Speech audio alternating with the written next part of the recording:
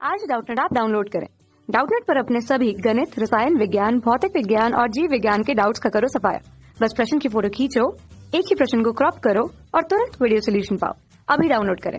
Hello guys, देखिए हमारा question क्या है कि क्वथनांक एवं क्वथनांक में उन्नयन को परिभाषित करना है। ठीक है, और इसका दूसरा पार्ट है कि किसी द्रव में अवाष्पशील विलेय मिलाने पर इसका जो क्वथनांक है वो क्यों बढ़ जाता है वो बताना है। तो चलिए पहले पहला पार्ट समझते हैं, क्वथनांक और क्वथनांक में उन्नयन की परिभाषा क्या क्या है। ठीक है, तो देखिए पहले हमने लिखे यहाँ पर क्वथनांक की परिभाषा। क्वथनांक क्या होता है, परिभाषा के अकॉर्डिंग बताता हूँ मैं आपको। देखिए कि किसी द्रव का क्वथनांक वह ताप है, कौन सा ताप है, वह ताप है जिस पर उस द्रव का वाष्प दाब उसके वायुमंडलीय दाब के बराबर हो जाता है। ठीक है, जिस कारण हमारा जो द्रव है वो क्या करना स्टार्ट करता है, उबलने लग जाता है।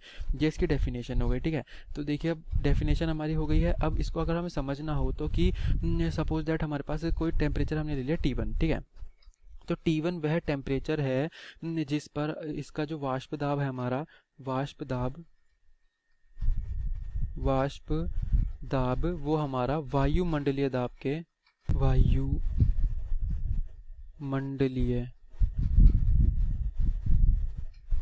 के बराबर है। ठीक है, वायुमंडलीय दाब के हमारे बराबर है। तो ये हमारे पास की डेफिनेशन हो गई क्वथनांक की। ठीक है, कि वो ताप जिस पर हमारे पास वाष्प दाब वायुमंडलीय दाब के बराबर हो जाए तो हमारा वो क्वथनांक, उस द्रव का क्वथनांक कहलाता है। तो उस टेम्परेचर पर हमारा जो द्रव है वो क्या करना स्टार्ट कर देगा, हमारा द्रव बॉयल हो जाएगा, मतलब उबलना स्टार्ट कर देगा। ठीक है, ये तो हो गई हमारे पास पहली डेफिनेशन क्वथनांक की। अब देखिए इसमें हम आगे कह रहा था कि क्वथनांक में उन्नयन को परिभाषित करना है। ठीक है, तो क्वथनांक में उन्नयन को देखिए किस तरीके से परिभाषित करेंगे।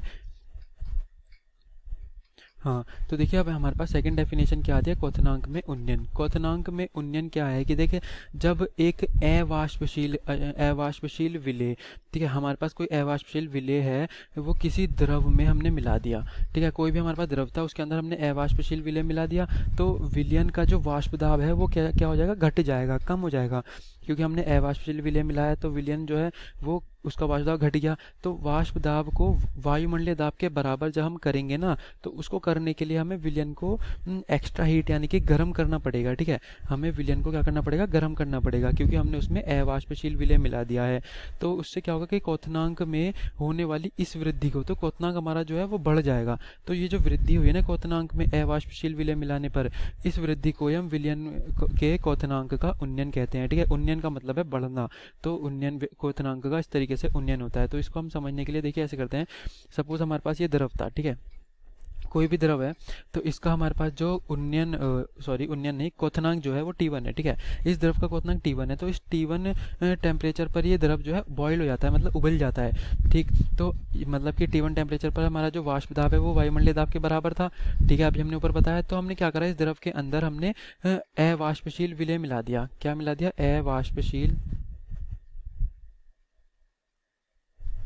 अवाष्पशील विलेय हमने इसके अंदर ऐड कर दिया। तो जब हमने इसमें अवाष्पशील विलेय मिला दिया है तो उससे क्या होगा, जो इसका हमारा वाष्प दाब था ना, देखिए यहाँ पर वाष्प दाब और हमारा जो वायुमंडलीय दाब था बराबर था। अब हमने अवाष्पशील विलेय मिला दिया तो वाष्प दाब वायुमंडलीय दाब के बराबर नहीं होगा, वाष्प दाब जो है वो घट जाएगा, वाष्प दाब कैसा हो जाएगा, घट जाएगा।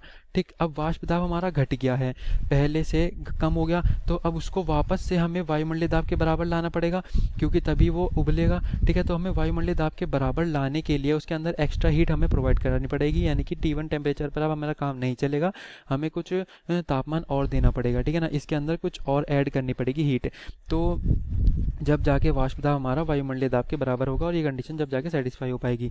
ठीक है, तो इसी को हम कहते हैं हमारे पास क्वथनांक में उन्नयन हो गया है। ठीक है, तो हम सपोज कीजिए T2 टेम्परेचर, अब की बार जब टेम्परेचर ज़्यादा देंगे तो T2 टेम्परेचर पर वो जो वाष्प दाब है हमारा, वाष्प दाब किसके बराबर होगा, हमारे पास वायुमंडलीय दाब के बराबर होगा। ठीक है, तो ये हमारे पास जो T2 है, T2 टेम्परेचर बढ़ गया, ठीक है, ज़्यादा वाला टेम्परेचर हो गया, तो इन दोनों का जो अंतर आया ना वो हमारे पास क्वथनांक में उन्नयन आएगा, क्योंकि T2 ज़्यादा है, माइनस के T1 कर देंगे, तो इसे हम डेल्टा टीवी से डिनोट कर देते हैं। ये हमारा क्वथनांक में उन्नयन है। ठीक है, डेल्टा टीवी हमारा क्या है, क्वथनांक में उन्नयन। तो ये परिभाषा हो गई इसके लिए। अब इसके दूसरे पार्ट की तरफ चलते हैं। देखिए दूसरा पार्ट क्या कहता है हमारे पास कि किसी द्रव में अवाष्पशील विलेय, ठीक है, अवाष्पशील विलेय मिलाने पर इसका क्वथनांक क्यों बढ़ जाता है, वो हमें वो बताना है। उसको एक्सप्लेन करने के लिए हमें ग्राफ के थ्रू समझेंगे, ठीक है। तो देखिए चलिए हमें नीचे देखते हैं, यहाँ पर हमने यहाँ पे ग्राफ प्लॉट किया है एक।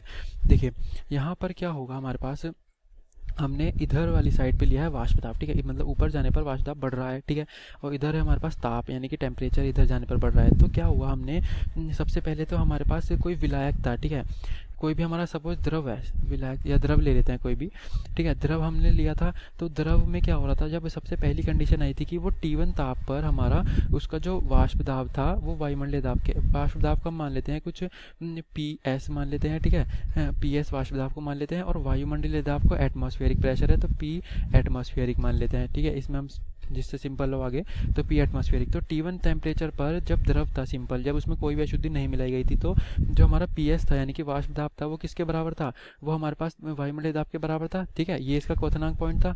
तो इसको अगर हम ग्राफ में प्लॉट करना चाहें तो देखिए कुछ इस तरीके से प्लॉट होगा, देखिए यहाँ पर,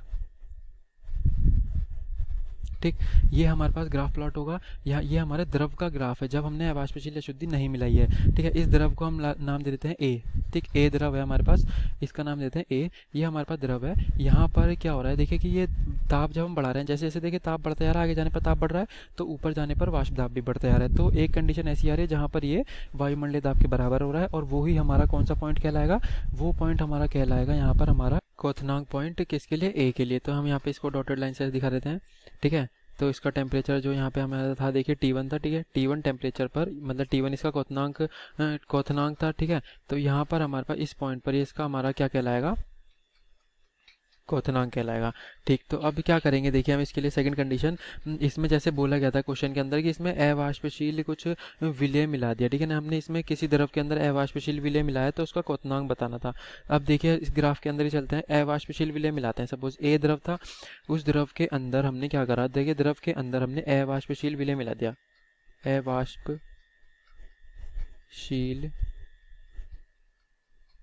अवाष्पशील विलय मिलाया हमने, ठीक। तो अवाष्पशील विलय मिलाने पर जब द्रव में मिला दिया तो हमें एक सपोज विलयन तैयार हुआ, हम इसे ऐसे लिख सकते हैं कि हमें विलयन मिल गया एक, ठीक है, एक नया विलयन मिला। तो इस विलयन को हमने बी नाम दे दिया जिससे ग्राफ में इजी हो समझने में। तो देखिए जब हमने अवाष्पशील इसमें विलय मिला दिया है, तो अवाष्पशील विलय मिलाने पर हमारा जो इसका वाष्प दाब है वो तो कम हो जाएगा, ठीक। अवाष्पशील विलय मिलाया तो इससे हमारा वाष्प दाब को हमने PS बोला था, PS घट जाएगा। तो PS घटेगा तो इसका ग्राफ हमारा नीचे से स्टार्ट होगा थोड़ा, ठीक है, क्योंकि यहाँ पर वाष्प दाब ज़्यादा है, यहाँ पर वाष्प दाब कम है। तो हम इसको थोड़ा नीचे से स्टार्ट करेंगे, देखिए किस तरीके से इसका ग्राफ कुछ इस तरीके से बनेगा, ठीक। तो यहाँ पे हमारे पास जो बी है ये हमारा क्या है, विलयन है, ये हमारा विलयन है। विलयन के अंदर हमारा एक तो द्रव है और उसमें अवाष्पशील अशुद्धि है, ठीक है। तो देखिए यहाँ पर हमारे पास ये पॉइंट मिला, यहाँ पर ये पॉइंट जो है कुछ इस तरीके से मिला कि अब देखिए धीरे धीरे हमारे आगे जाने पर टेम्परेचर बढ़ रहा था और ऊपर जाने पर वाष्प दाब क्योंकि कम से स्टार्ट होगा यहाँ पे, क्योंकि हमने अवाष्पशील अशुद्धि मिला दी है। तो हमें जो इसका क्वथनांक मिलेगा ना वो मिलेगा थोड़ा आगे जाके। तो यानी कि ये जो टेम्परेचर है हमारा, ये यानी कि जो क्वथनांक है इसे हम T2 बोलेंगे, T2 हमारा ज़्यादा मिलेगा, ठीक है। अवाष्पशील अशुद्धि मिलाने पर वाष्प दाब हमारा घट गया, तो वाष्प दाब को बढ़ाने के लिए हमें एक्स्ट्रा हीट प्रोवाइड करनी पड़ेगी, वही हमारे पास अब T2 टेम्परेचर पर जाकर हमारा इसका ये क्वथनांक कहलाएगा, ठीक है। तो ये जो बी का जो विलयन है इसका जो हमारे पास क्वथनांक होगा वो क्या कहलाएगा, T2 कहलाएगा, ठीक है। अब ये क्वथनांक T2 हो गया। तो इन दोनों का अगर हम डिफरेंस देखते हैं, देखिए T2 ज़्यादा है, हमें T2 हमेशा ज़्यादा ही होगा क्योंकि उसका वाष्प दाब कम था, ठीक है। T2 हमेशा ज़्यादा होगा किससे, T1 से। तो इन दोनों का डिफरेंस ही हमारा क्या कहलाता है, क्वथनांक में उन्नयन कहलाता है। और क्वेश्चन में यही पूछा गया था कि किसी द्रव में अवाष्पशील विलय मिलाने पर इसका क्वथनांक क्यों बढ़ जाता है, ठीक है। देखिए क्वथनांक क्यों बढ़ा, क्योंकि इसका हमारा जो वाष्प दाब है वो घट गया, ठीक है। अवाष्पशील विलय मिलाने पर उसका वाष्प दाब घट जाता है। तो मैं इसे लिख देता हूँ।